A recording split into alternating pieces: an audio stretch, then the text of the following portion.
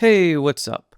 In this video, I'll show you how to animate human generator characters like a pro with the Rokoko Blender plugin. So, let's begin. If you're watching this video, I'm going to assume that you already have the add-on, you're creating characters with it, and you would like to animate those characters. But really quickly, I'm going to go ahead and add a preset character and give it an outfit. Now that I have a character in the scene, I'm going to go ahead and save this file as the base character so that I can work non-destructively, and I can always come back to this file if I ever need to modify the character or change his outfit. Now I'm going to copy the blend file and work in the copy so that I don't affect the original, and the easiest way to do this is to just save it again with a different name. Next, I'm going to add a mocap file that I created in Rokoko Studio. Once I've located my file, I'm going to come over here where it says armature and check this box for automatic bone orientation. I'll leave everything else at the default and import. As a quick side note, I exported this file with the default skeleton in Rokoko Studio, and I included face mocap, but the facial motion capture can be created and imported separately. I'm going to make sure that everything is selected here and press M to create a new collection. Name this import. And now I've given myself the ability to toggle off the mocap, and I have the same thing with the human generator character. Let's turn this off for a moment and take a closer look at the character. Okay, there are several ways that we can retarget the mocap to the character, but I'm going to demonstrate the two ways that have been the most effective for me. The first method will be with the character in A pose like you see here. And the second method will be to convert this character into a T-pose. And in my opinion, the T-pose method is faster and easier, and it yields better results. But there might be circumstances where you need to use the A pose, and it's just good to know. Okay, I'm going to turn this collection back on. Then I'm going to select both armatures and press the slash key on the number pad to hide everything else in the scene. Now select only the human generator armature. Come over here to the Object Data Properties, and in Viewport Display, we're going to change the display as from stick to octahedral. Now hold Control and press Tab to go into pose mode. Press A to select all the bones. Come over here to the Bone Properties, and in Viewport Display, we're going to change the default colors. So I like to use green for the human generator armature, and we're going to use red for the mocap armature. So I'm going to hold the Alt key. Make sure you have all of the bones in that armature selected. I'm going to hold the Alt key, and then when I click the theme color set, it changes all of the bones so that I don't have to go in and do them one at a time. Same thing with the pose bone color, and I'll choose the same color again. Now hold Control, press Tab to go back into object mode. We're going to select the import armature. Hold Control, press Tab. Now, it looks like everything is already selected, but you'll see that there's no data here. I don't know why that happens. I guess that's a bug that maybe has never been reported. Select one bone, and now you have all of the options here. Press A to select all the bones, and Viewport Display, colors, same thing. I like to use this red color. I'm going to hold Alt, and just go ahead and do that for both of these. Now I'm going to hold Control and press Tab to go back into object mode. Select the import armature, hold Shift, press S, and selection to cursor so that these armatures are lined up with each other at the world origin. You may have to move your cursor to the world origin before you do that. If you need to, hold Shift, press S, and you can choose world origin. Now select both armatures, hold Control, press Tab. Now we're in pose mode with both armatures. To make it a little bit easier to work with and see what we're doing, I'm going into wireframe mode and turning on X-ray. The objective here is to repose the red armature so that it matches the green armature. I'm going to start by selecting this bone right here. Hold Shift and press S, and then choose Cursor to Selected. Now I'm going to find the corresponding red bone, which it might be spine, it might be hips, it depends on the armature. This one says hips. With this bone selected, I'm going to hold Shift, press S, and choose Selection to Cursor. Now I'm going to press 3 on the number pad to go into side view. I can hit the period key on the number pad to zoom in onto that bone. And what I want to do is make sure that this is on individual origins. And I'm going to scale this up so that it's roughly about the same size, and then rotate it so that it lines up.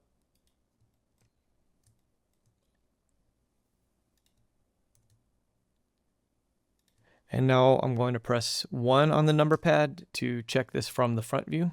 And you can see that I have this first bone matched up. I'm going to select the second bone in the spine, hold Shift, press S, and do cursor to selected. Now I'm going to select this next bone and do selection to cursor.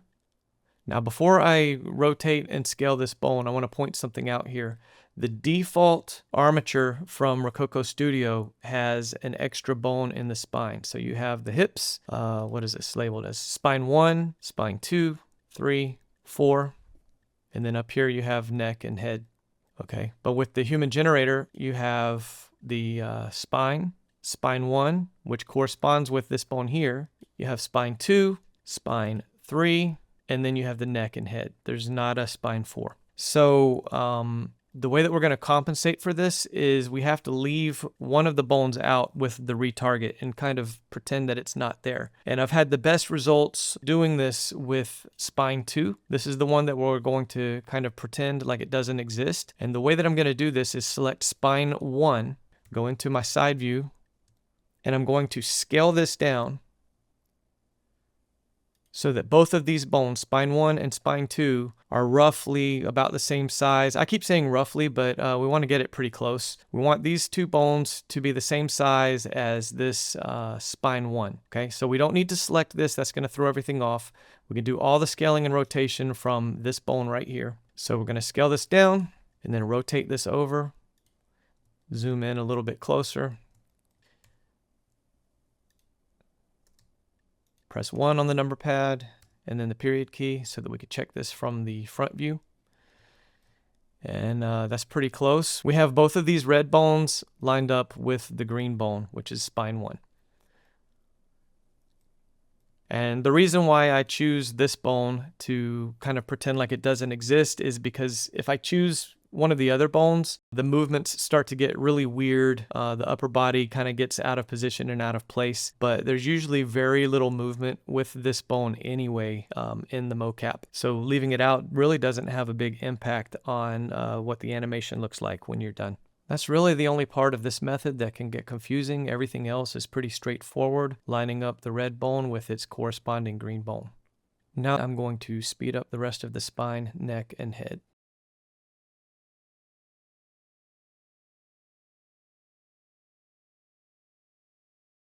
Now that I have the spine, neck, and head lined up, I'm going to change the transform orientations from global to local, and I'm going to turn on the mirror button for the x-axis. Now I'll choose this first leg bone and do cursor to selected. I'll select the red bone and selection to cursor. Now, even though I have this on mirror, the other leg didn't move. As soon as you change the orientation on this, this will snap to match it. So I'll go ahead and rotate. And you can see that they kind of matched up. And this is a good shortcut because we'll basically only have to work on one side of this character. So let me scale this up to roughly about that size. Let's come into the side view, rotate this into place, check the front view again, rotate this a little bit. Now I'm going to press period on the number pad to center on this bone. I'm going to come up here above the bone and I want to rotate this on the y-axis. And I can see this better if I choose this button over here. That puts this little gizmo up here and you can see which direction each axis will rotate in the local mode. So I'm going to press R, Y, and I'm going to rotate this until it matches. And you'll notice that it did the same thing for the opposite side, which is exactly what we want it to do. I'm going to choose the next bone. Go into my front view, scale it up, match it.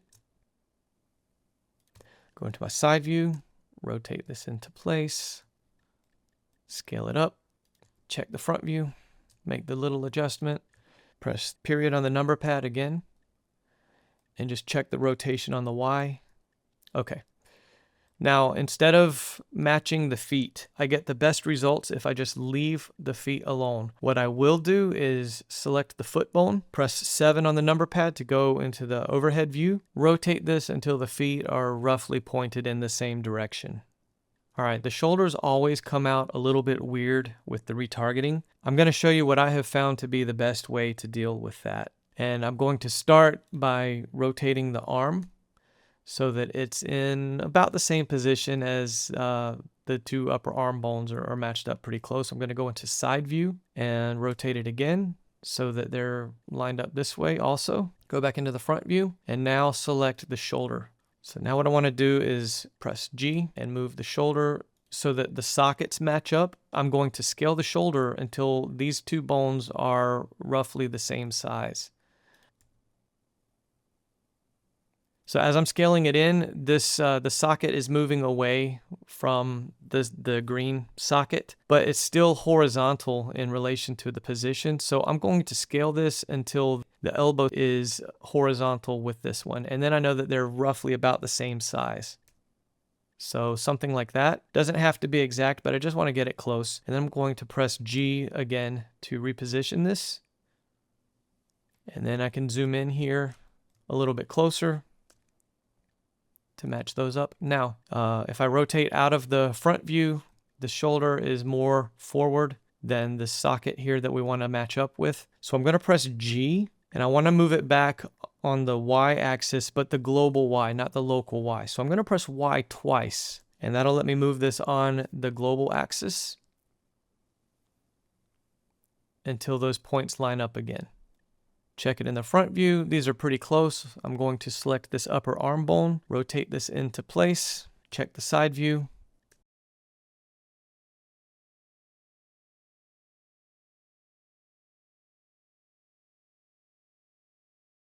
I want to rotate this in the direction that's going to have the hands be more in line with each other. So rotate the Y. I'm going to rotate it this way.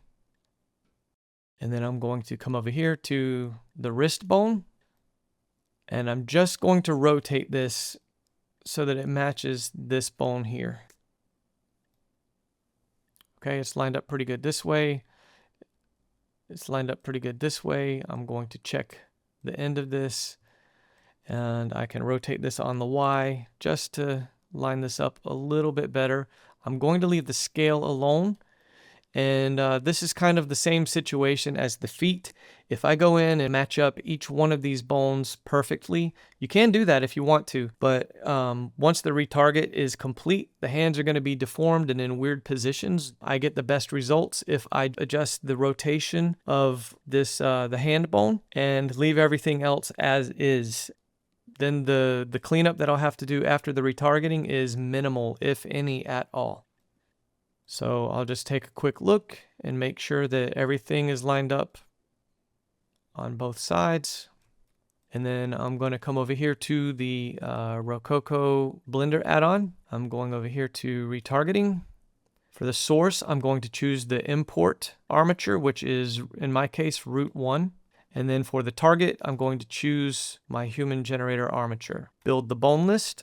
This column here represents the bones from the Rokoko armature. This column here is the human generator armature, and these are the bones that we want to target each of these bones to. So like for example, head to head, neck to neck. But remember, I made an adjustment here with these two bones, spine 1 and spine 2. We're going to pretend like spine 2 doesn't exist. So what I need to do is make sure that there's a match for each of these bones. The corresponding bone in the human generator armature for the hips is spine. Spine 1 and spine 1, we already determined that that's okay. That's this bone and this bone.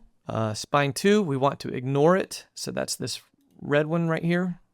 I can also turn this off now so the gizmo goes away. So what I want to do is, since I'm not going to retarget that bone to anything, I'm just going to delete here. And then the rest of these, there's an offset. So on human generator, this is spine 2. And on the Rokoko armature, it is spine 3. That's what we have here, spine 3 and spine 2. Same thing with the next bone up. You have spine 4 which is this one, and then the bone that we matched up to that was spine 3 with the human generator armature. So that's how this should look if you're following along and doing this yourself. The rest of these, you shouldn't have to worry. They should all be matched up automatically. And what we're going to do is turn off auto scale. The reason we turn off the auto scale is because it really messes up the positioning data for the motion capture. You'll have a lot of issues with that. Now we're going to change this to current position because the Rokoko armature is no longer in its rest pose. We're going to use the current position and hit retarget animation. Zoom out a little bit. I can press N to hide this for now. Let me go into this solid view. I can press slash on the number pad to unhide my mesh, and I can go ahead and toggle off the import, and then we can play to see how it turned out.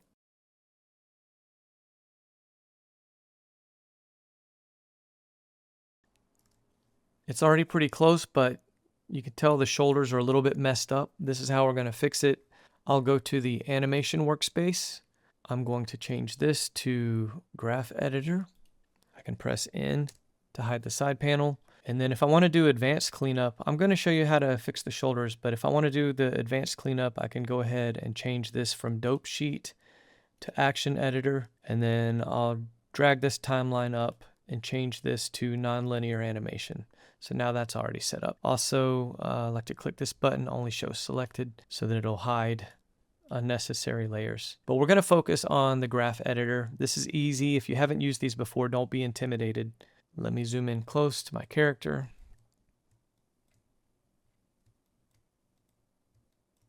Okay, now I need to find a pose that is going to be the most consistent throughout the animation.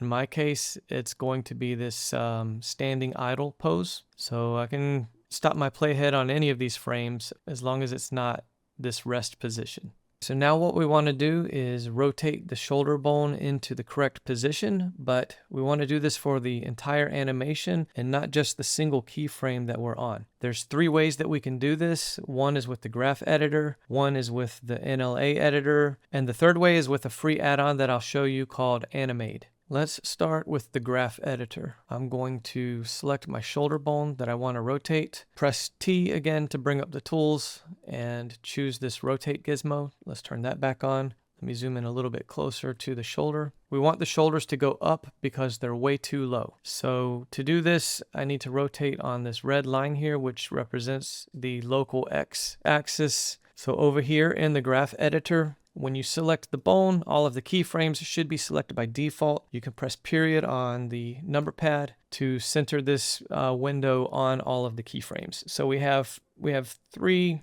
sets of keyframes here, and they're also color coded to correspond with the axes that these keyframes are on.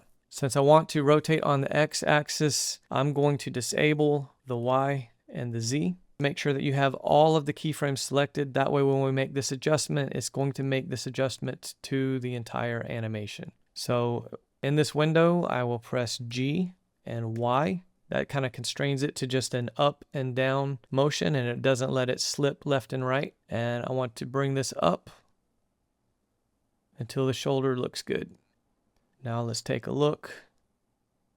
The height looks good, but the shoulders look pinched in the back. You have this crease here, and also just the position and location of the shoulder is off. So now I want to rotate this on the Z axis. So let me unhide the Z, and then I'll hide the X here so that I have only the Z visible. And I'm going to do the same thing again. Press G and then Y to constrain it in an up-down movement. And drag this down until it looks right. Something right there looks pretty good. And you can continue to make further adjustments to this. I can turn off the Z, turn the X back on, press G and Y. Maybe I went up a little bit too high. That looks better. So now this arm will pretty much be in the correct position for the entire animation since we did it that way. Okay, the next way we can make this adjustment is with the NLA Editor. This layer right here represents the active action, which is the keyframes for each bone. Right now I have only the shoulder selected. These are all of the keyframes for the shoulder in this animation. If I select more bones, you can see all the keyframes for the selected bones. So what we want to do is preserve all of this data and then create a clean slate to make our adjustments to the bone. So the way I'm going to do this is press the push down button, and now that created a new layer down here in the NLA editor. In the viewport area, I can press A to select all bones, and you can see that there are no longer any keyframes assigned to the bones. But if you want to see the keyframes or make any adjustments to that specific layer, you can come down here in the NLA editor, make sure that you select the layer, press tab, it turns green, and now all of those keyframes pop back up in the action editor. And this is for every bone that's selected. In this case, we have all of them selected. So we don't want to do that. We're going to, with our mouse down here in this window, press tab, and we can click off of that so that we don't accidentally move anything. And I'm going to select the other shoulder that has not been adjusted yet, and I'm going to press K and rotation just to give it one keyframe. Now I'm going to push this down as well, and it created another layer. As long as there is something underneath it on this specific frame, it will automatically create a new layer. But if we were over here somewhere and I hit the push down button, it's going to push this down to the same layer that we're already on, and we don't want to do that. We want this to be on a new layer. Make sure that it's selected and press tab. Okay, so if we replace the previous animation with the new animation on the new layer, basically it's just going to hold the bone at that one keyframe. We can add more keyframes into different positions and it'll animate the movement between those keyframes, but we don't want to create new animation. We want to use the existing animation, but we just want to edit it a little bit. So instead of using replace, we're going to change the blending to combine, and instantly that messes up the shoulder even more. So what we're going to do is, while we're still in edit mode for this layer, we want to delete this keyframe that we added, make sure that it's not locked here, delete it. Now we're in the original position that we started with. And this extrapolation hold, what that's going to do is we can add one keyframe and it's going to apply that in both directions. It's going to hold it for the entire animation. We also have an option to do nothing, in which case it's going to apply that change to only the one frame that we add a keyframe to, or if we add multiple keyframes, whatever animation between those keyframes happens, it's only going to apply it to that if we're doing nothing on the extrapolation. And we also have the option to hold forward. So it won't make the adjustment to anything before the keyframe, but it will hold forward to anything that happens after the keyframe. So we're going to create a new keyframe. I need to rotate this into position. I can make my rotation and then press X again to rotate it on the local X axis to bring this up. And then I can rotate on the Z, bring that forward a little bit so that it matches both sides.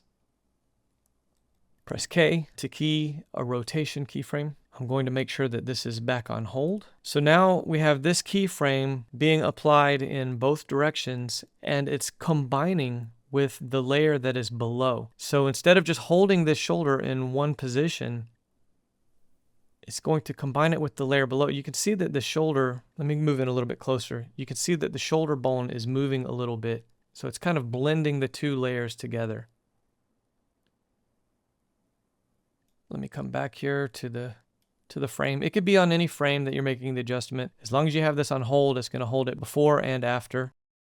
I didn't like the position of this arm, so now we can also just key this arm. Another thing that's going to speed up your workflow, you don't have to make all of these adjustments on the specific axis. Just in a front view, I can just hit R, rotate it into the position that looks good to me. I don't have to use the X or the Y or the Z axis. I can come into the side view and make the same adjustment. And press K, apply a keyframe for the rotation. Looks like the arm is too straight, so I'm going to select this forearm as well and rotate this up just a little bit. Press K to add another keyframe for the rotation for that bone. So now I've keyed the shoulder, the upper arm, and the lower arm. And when I scrub through the timeline, everything looks pretty good now. We can press tab to exit the edit mode for this layer. Okay, so let's get rid of this edit by deleting this layer.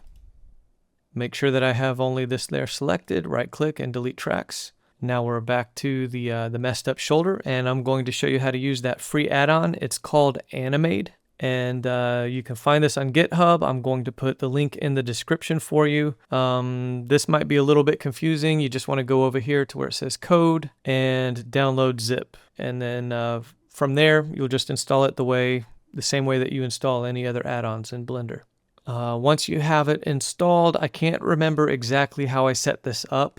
I think that by default, the add-on is up here on the header, but I wanted it to show up on the side here with my side panels. So I think I had to add that in settings somewhere. You can go to Edit, Preferences, your add-ons, Animaide. I have these set to panel instead of headers, and then I have these boxes checked. And I don't remember if that, like I said, I don't remember if that gave me a button on the side panel here, or if I checked those. Let's see. It doesn't appear to be changing anything right now, but also I want to have this anim offset with the active button here. That's the feature that I'm going to use. So that's what I'm looking for. You should be able to find this either with the side panel or up here in your header. This add-on is no longer being updated, so some of the features don't work, but the only thing that we need is this activate button. It still works, and if it ever stops working, you have the other two methods that I just showed you. Okay, so now I want to bring up the keyframes. If you have keyframes in your active action, that's great. In my case, I pushed them down to the NLA editor, so I need to select this layer, press tab and go into the edit mode. And now when I select the shoulder, here's the keyframes that I want to adjust. And all I need to do is turn on activate and rotate the bone into position. I'm going to rotate it up on the X. I'll rotate it out on the Z. Rotate up on the X a little bit more. And then deactivate to turn it off. And that is it. That's literally all you have to do. Can do the same thing and make the adjustments to the arm like I did before. Activate. Let's bring that back. We'll bring this one up. Check the front view. We can kick this arm out a little bit. Deactivate. And that's it. So I highly recommend getting this add-on, Animaide. And that's the three methods for cleaning up the shoulders. You can also use any of these methods to make adjustments to any other parts of the animation. If the feet are crooked or messed up, the toe bones are bent up in some kind of weird position. Sometimes things like that happen. Or like the hands. The hands look kind of weird right now in this rest position, but then they look okay here. I could straighten out the fingers and the thumb doing the same thing. I could use the Graph Editor, the NLA Editor, or the Animaide Addon, and I could adjust each of these bones and straighten it out. But for the purposes of this tutorial, I think you get the point. I'm not going to do that now. All right, and one other thing that I did not mention that I like to do to help clean up. Sometimes with the human generator, especially when the arms are raised, the shoulders, this one looks okay, but sometimes they kind of blow up like balloons. They look really oversized and weird. And the best way to deal with that is to come over here into the shape keys, and everything that says shoulder, just turn it off. That adjusted the character mesh, but we also want to do the same thing for the shirt. So I'm selecting his shirt and turning off these keyframes for the shoulder. Now that looks a lot more natural. To my eye anyway, that looks better. All right, next we'll do the facial animation. Select your character, bring up the side panel, Human Gen, hit the back button to go to the main menu, go to Expression, Face Rig, Add Facial Rig, Prepare for ARKit, and hit OK. Now this added all of the shape keys that we need to animate the face. You can create and import face capture separately. In my case, I added it to the file that I already created. So all I need to do is come down here and find the Newton head. When I select the head, you can see all of these keyframes here. That is the animation for the face. If I zoom in here, They're kind of occupying the same space. If I turn off the Human Gen collection, you can see the face here. These are the keyframes that animate the face. So we're going to apply this to our Human Gen character. So let me turn this back on. Literally all we're going to do is make sure that the motion capture is selected. Bring our mouse down here into the timeline area, and we're going to copy paste. So Control C. Come up here to the human generator mesh, select the face. We want to be back here at the first keyframe. So you can press shift and left arrow, and now we're at keyframe 1. And with the mouse in this timeline area, now we're going to paste it with Control V, and it's added all of those keyframes from the motion capture to the character. Let me disable this mocap collection, and now we can scan through and see the face.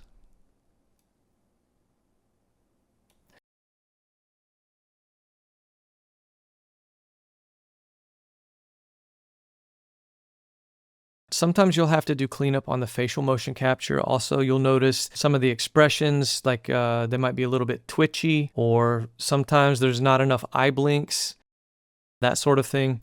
Very quick way that you can make these kind of adjustments is go to the animation workspace again, select your face mesh, and instead of using the action editor, we're going to use the shape key editor. But instead of switching this one, I like to change this to dope sheet and then use the shape key editor here. Because there's so many shape keys, it's a long list, and having it on the side here, I can see all of them. Let me press N to hide this real quick. Okay, so we have the facial motion capture applied to the character. I'm going to hit push down, and that has created a layer down here in the NLA editor for the facial motion capture. So now that we have that pushed down, I'm going to come over here to frame 1, and I'm just going to demonstrate this with the eyes. You can go through and play with some of these other sliders, but basically I want to drag these to 0. They're already at 0, so you can just hover over it and press I to add a keyframe. Don't worry about the hair disappearing. Sometimes that happens when you add keyframes. You can reset it by just moving ahead 1 frame and then back. I have a keyframe for the eyes being open, the eyelids being open. What I want to do now, I'm on frame 1, I'm going to push this down. So now I have a new layer on top of the base layer, and it's on replace and it's on hold. So it's going to replace whatever keyframes are in this layer for the eyes, and it's going to hold that for the duration of the animation. Now I'm going to select this layer that I just added, right click and add a track. It's going to add a new track up above. And I'm going to move over here. I'm going to key the eyes open again. I'm going to hit the right arrow key 2 times, and I'm going to close the eyes. When you move the slider, it automatically adds a keyframe. I think you can turn that off. If you do have that turned off, auto keying, press I to add the keyframe. Now we're going to move ahead 1 frame by pressing the arrow key, the right arrow key 1 time. And I'm going to press I and keyframe these again with the eyes closed. Now I'm going to press the right arrow key 3 times. 1, 2, 3. And I'm going to open the eyes back up. That's what works best for me. In an animation that's 30 frames per second, that's the formula for a nice eye blink. So now that we have these eye blinks in here, I can select all of these keyframes. Let me go ahead and change this action editor to shape key editor. Now this window is the same thing as this window, but it's more of a horizontal layout instead of vertical. I can select all of these keyframes, Control C to copy them. I can come over here further into my animation and then hit Control V to paste them. So now I've added a couple of eye blinks really quickly. So let me center this up so you can see a little bit better. We have the first eye blink and then the second one. Oops, I went too fast. I can hit play to show you in real time. Sometimes because of the frame dropping, you may not be able to see it. So you'll have to scrub through with your playhead to see the blinks, but here's how it looks. Can add another one right here.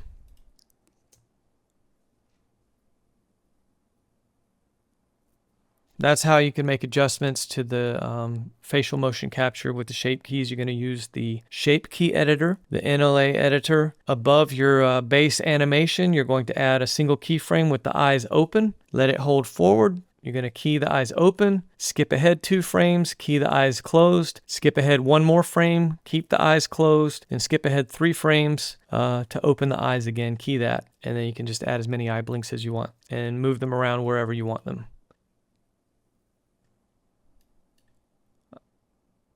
I don't know, maybe the guy's nervous and he's going to do 3 blinks. Or he's, yeah, whatever. He's got dust in his eyes, I don't know. All right, now I'm going to show you how to change the rest pose from an A pose to a T pose and then retarget the motion capture that way. We need to prepare all of the meshes that are affected by the armature. So we have the body, we have the shirt, we have the pants, and we have the shoes.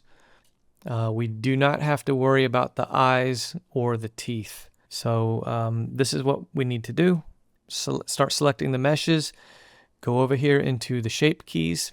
We're going to have to add and apply some modifiers, and we can't do that with shape keys. Like I showed you before, I like to turn off the shoulder shape keys, and then I'm going to come over here to this menu and apply all shape keys. I want to apply everything else. Let's select the shirt. Again, I'm going to turn off the shoulders, come to this menu and apply all shape keys. Let's select the pants. Apply all shape keys. Let's get the shoes and apply all shape keys. Okay, so now I'm going to unhide my mocap just to use this skeleton as a reference. I'll select that armature and press Shift S. Selection to cursor because the cursor is already at the world origin. I can also come over here and under viewport display, turn on in front so that I can always see these bones even when they're not selected. Okay, now we're going to select our armature, Control Tab into pose mode. We can go into the front view. We can turn on the mirror on the X-axis and rotate these up. I'm going to straighten this out a little bit more. Press 7 to go in the overhead view. And rotate all of these until they're straight. Doesn't have to be perfect, but we want it to be pretty close. Front view, check that, it's good. We could probably leave the hands. I'll just go ahead and rotate the hand bone just so that it's straight. That's pretty good. Okay, now we're going to select the legs. Front view. Straighten those out. Top view. I still have the thigh bone selected. I'm in top view and I'm going to rotate this until the feet are lined up. All right, we can go to front view and I can select the foot bone and straighten those out also. So now this is in the T pose. I'm going to press Control Tab to exit the pose mode, and we need to select each of these meshes and go to the modifiers tab. And one by one, each of those meshes, we're going to duplicate the armature and then apply the duplicate. You can either do that from the menu here or hover your mouse over the modifier and press Control A. So you see the shoes instantly did something weird. Don't worry about that. We're going to move on to the next piece of the pants. Duplicate. Let's apply it. Now the pants are weird too. Let's do the shirt. Duplicate, apply. And finally the body. This has a lot of modifiers on it. Don't worry about those. Just duplicate the armature. Now this one is the HG armature. This one, instead of creating it with a 0.001, it just named it armature. It doesn't matter. Select this one and apply it. So now all of this is in a kind of a weird position. We're going to select the armature again, go back into pose mode, press A to select all the bones, come up here to pose, apply, and apply as rest pose. And that's it. If we try to clear all the transforms, it doesn't go anywhere because this is the new rest pose. Demonstrate that just by changing the pose a little bit. Select all the bones, clear all transforms. That resets it to rest pose. Select both armatures, go into pose mode, make sure all the bones are selected, bring up the Rokoko Blender add-on over here in the side panel, go to retargeting. Again, for the source, we're going to choose the root, which is the motion capture that I imported. For target, I'm going to use the human generator armature and build bone list. The same thing is going to apply as to what I explained earlier with the A pose. There is an extra bone in the spine for the Rokoko armature, and we're going to delete the bone spine 2 because that's the one that's going to basically have no impact on the animation. The rest of these we want to match up, make sure that it looks like this: hips and spine, spine 1, spine 1, spine 3, and spine 2, because remember we deleted the extra bone, so now there's an offset: spine 3 and spine 2, spine 4 and spine 3. We're going to turn off the auto scale because that messes up the positional data. Now we don't have to worry about the current anymore. We're using the rest pose. We can just hit retarget. All right, let me turn off the Rokoko armature so that we can see what's going on here and scrub through the timeline. Okay, so that was way faster than matching up all of those bones in the A pose. We'll still have to do the cleanup for the shoulders like I already showed. I'll do that really quickly so you don't have to watch it again. Okay, so after cleaning up the shoulders, it looks pretty good. Sometimes you will have your meshes clipping each other. Does not always happen, but sometimes it does. In this case, you have the shoulders from the body mesh poking through the shirt. Select the body, go into Sculpt mode. I like to press G for the grab brush, F to scale it out really big. Basically just push that down, tuck it inside. Sometimes it might be the pants are clipping through the shirt and you'll have to make the same adjustment, or like even down here, the pants and the ankle. Oop, I'm on the body mesh, so I'm actually pushing in instead of bringing the pants out. Go back into object mode, and now that's cleaned up pretty good. All right, so now we want to add the facial motion capture like we did before. I want to go into the human generator and go back, go to expression, face rig, add face rig, and then prepare for ARKit, hit OK, and it worked. Sometimes what I have run into is that because of applying the shape keys to this body mesh, what happens is this basis key, which is needed to create all of the others, gets deleted. If you hit prepare for ARKit and then it gives you an error and it says that there's not a basis shape key or whatever, just hit the plus button and it'll create a new shape key, and then you just rename it basis with a capital B. I don't need to do that here because I already have one. But once you've created that basis shape key, then you can hit this again, prepare for ARKit, and everything will work fine. Now I'm going to unhide the imported mocap, come down here, expand this, find the Newton head, put my mouse down here in the timeline area, Control C to copy. I'm going to select my human generator mesh, mouse back down here in the timeline area, Control V to paste. I've added all those keyframes, but I had the playhead at frame 31 instead of frame 1, so that's easy. All we have to do is just grab these and drag them over. There's some instances where you may want this further out in your animation. Now I can hide the Rokoko motion capture again and play through. Let's turn off all the extras so you can see what's going on. There you go. Playback, turn on follow current frame, and change play every frame to frame dropping. Now we can just hit play and watch this in real time.